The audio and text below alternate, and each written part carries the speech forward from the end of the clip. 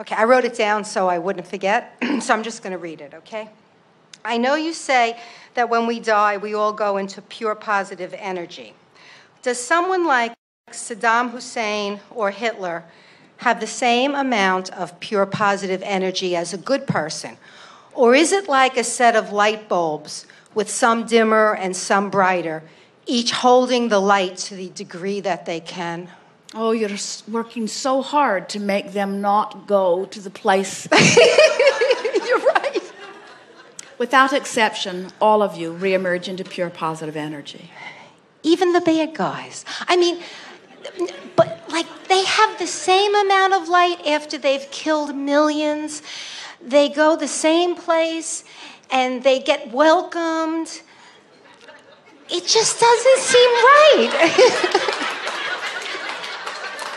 I'm so human, I know. Well, the thing that's interesting about this is you're going to come to really appreciate the incredible well-being, welcoming committee that is waiting for all of you in time. Think about it from your human standpoint. There was a time not so very long ago that this man that you are describing was honored and respected, while feared, but respected by many. And now there are many who scorn him. And isn't it nice that there is not some disconnected, arbitrary, physical human that's going to decide where you go? You're right. Thank you. You're right. Wouldn't you really rather it be the way that it is, that all our pure positive energy who come forth into this physical arena, who experience the contrast and come to conclusions and live out their life in alignment or not? In other words, we've never seen anyone who was connected to who they are doing the kinds of things that these that you've described have done. In other words, there are many, many more that you could add to that list who only in their disconnection are ever behaving in the way that they are. And we are in no way defending their disconnected acts. Yes. But we want you to understand that the reason that people behave in the ways they do is always in direct relationship to how in alignment they are with who they are. In other words, and as you wish for their... in other words, think about what most humans are saying, even if they were understanding in the context that Abraham is presenting it. So someone like Saddam comes forth into his physical form, and he is pure positive energy, just like you were when he comes forth. Then he lives life and comes to conclusions that are different from the ones that you do. And through all of it, manages, and we promise you that this is the case, otherwise he could not behave in the way that he did, to become disconnected a large part of the time from who he is. And in his death experience, he literally reemerges back into pure positive energy. Now, what many humans, and you were among them as you began here, are saying is, you may understand that he was pure positive energy, and you may understand that something got him out of whack with all of that. And now you are requesting that when he does have his death experience, that he still please remain out of whack. In other words, feel how illogical that is. We promise you that if humans knew what the death experience is like, you would not ever give death to those rascals that you have come to abhor. Because that is the ultimate releasing of the resistance. But if you were to know him, if you had the benefit, let's say that you are the teacher healer that you are, and you come forth into this physical environment, and you set forth intentions to help influential people come into alignment with who they are. And you've done such a good job of setting forth that intention that you come into an arena where you actually have the ear of some evil dictator, and you are able to present to him. Now, you've written him in your book, and so you've practiced seeing him as he really is, not as he is being right now. So you're tuned in to the non-physical essence of who he is. You're not like the rest of the world focused upon the bad deeds that he is doing, the terrible things that he's doing. You have focused, as your inner being does and as his inner being does, upon the pure positive essence of him. And now you are in the room with him, and instead of abhorring him, you are in love with him. You are in love with the potential of him, because you know every terrible thing he did made him want this even more. Every moment of being out of control made him want to be more in control of his own experience. In other words, you managed through your hard work even before you sat down with him, and through your work in your book of focusing upon the best of him, to align with the pure positive energy essence of him. It's possible that you could, in your connection, just as Jesus healed and so many others, you could be a catalyst that would bring someone into alignment, and their behavior would begin to change. And you would say, oh, well, that would be good work. And we say, then why are you not willing to let the heavens provide the same good work? Thank you. That's a very good answer. I appreciate that. I was raised Catholic, you have to understand. And what that means is, I was raised to believe in the imperfection in people.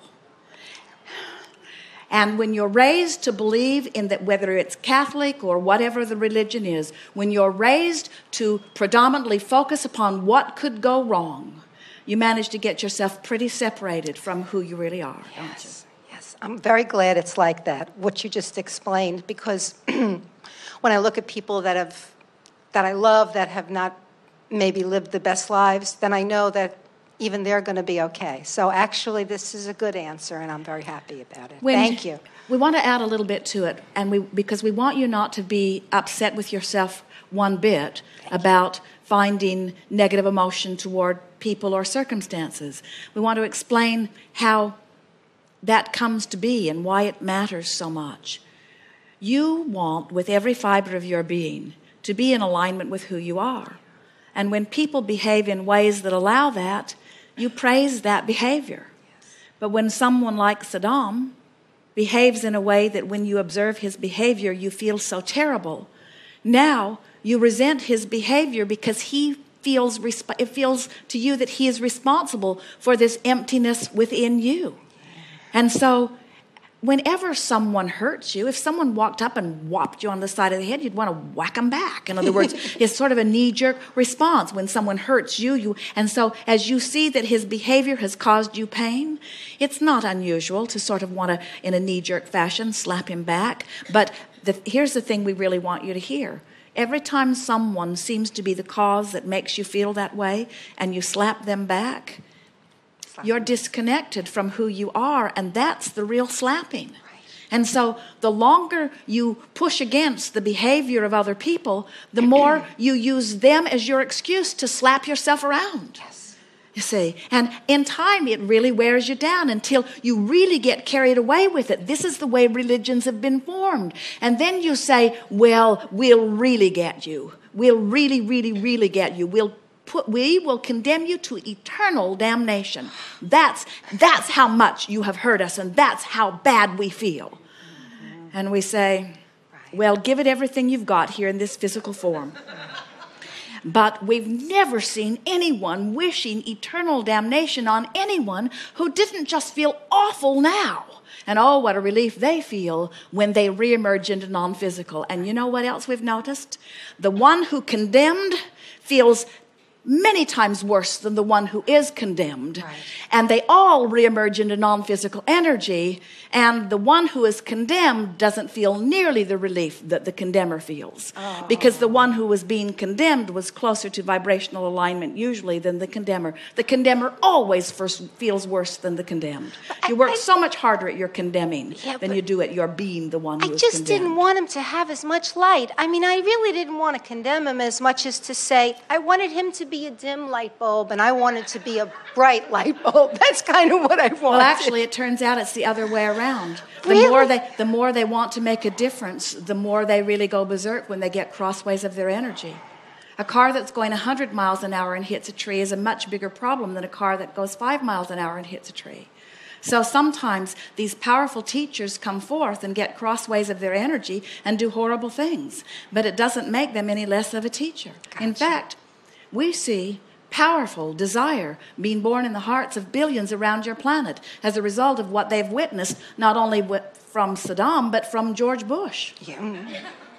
Yeah. In other words, neither one of them are connected to source energy as they perform the behavior that they are performing. Gotcha. Both of them are responsible for horrendous acts and for terrible suffering around the planet, you see. Right. And yet, you would more likely say, well, I would like the president of my nation to have a brighter bulb and the evil dictator to have not so bright a bulb. And we say, oh, are we ever glad you are not all choosing it?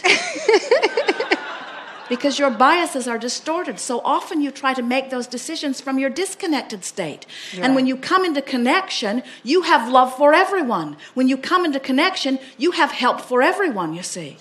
If you see someone bleeding in the street, we know you would help them. But when you see someone so disconnected from source energy that they are flailing about, hurting others, you don't want to help them. You want to hurt them. You want to taser them. You want to hit them with the billy club. You want to kick them when they're down. You want to put the handcuffs on them and really hurt them. You want to drag them in the way that it hurts them. You want to put them into confinement. In other words, this is the way humans behave. And in all of that... I'm terrible. In all of that, pushing against, all you're doing is crying out for the well-being that you seek. And what we're getting at is, no matter how bad those bad ones seem, every one of them are causing you to launch rockets of desire, and your vibrational escrow is brighter and clearer and surer. In other words, it's hard for people to hear that when you're sick in your physical body, the sicker your physical body is, the weller your non-physical body is. Because every time you're sick, you ask for more wellness. So the more terrible things that are happening around your planet, the more you're asking for more. And the wonderful thing of all wonderful things is that it is from this vibrational escrow that all new babies are born. It is from this vibrational escrow that all new life is coming forth, you see. And so the dilution ratio helps. In other words, the old ones that have managed to get more resistant, because the longer you live, the more you find things to fuss and worry about, and so the more disconnected you become. And so more of them are croaking, and more fresh new ones that are tuned in, tapped in, turned on are coming forth. And then there are those like you who are deliberately and systematically moving yourself up the emotional scale. This truly is the time of awakening. And we promise you that when, first of all, you don't have to wait for anybody else to wake up to be awakened. Yes. And next, as you become a planet that is more awakened, you will find less reason to hate anyone, because you will, in your connection, in your alignment, in your awakening, you will have found your power and your invincibility. And in your knowledge of your power, then no matter how anybody else is behaving, you don't feel threatened, you see. Yes, and it is only from that disconnected feeling of threat that anyone ever misbehaves. That's what the control that people seek. In other words, no matter what nation is seeking the control, you never seek control unless you are feeling vulnerable, you see. And the disconnection itself seems to be whatever punishment that there would be. It's just the disconnection. The punishment is just a byproduct of how bad you feel. Yes. And so as you find more and more ways to exact punishment on others, it's just an indication of the level of disconnect that mass consciousness is finding, you see. And so now having given you all of that basis, we are wanting to just ask this simple exercise of you. Sure. We'll play with it a little bit here, and then in the days that follow, take this subject, because you're not completely resolved in it. In other words, this is an example of us knowing what we know and presenting it to you in a powerful way, but you can't all of a sudden know that. So over the next days, just ask yourself, is this a downstream thought or an upstream thought? And so when you say, please, Abraham, tell me that this monster that I have witnessed will not find peace in heaven. Ask yourself, is that upstream or downstream? Can't you just feel? I can. And then say, well, wouldn't it be nice if we all truly are so loved that anything that we've found in ways of disconnection we can really leave behind in the death experience? Is that an upstream thought or a downstream thought? That's downstream. It truly is, isn't it? Really is, yes. Very good. Thank you so much.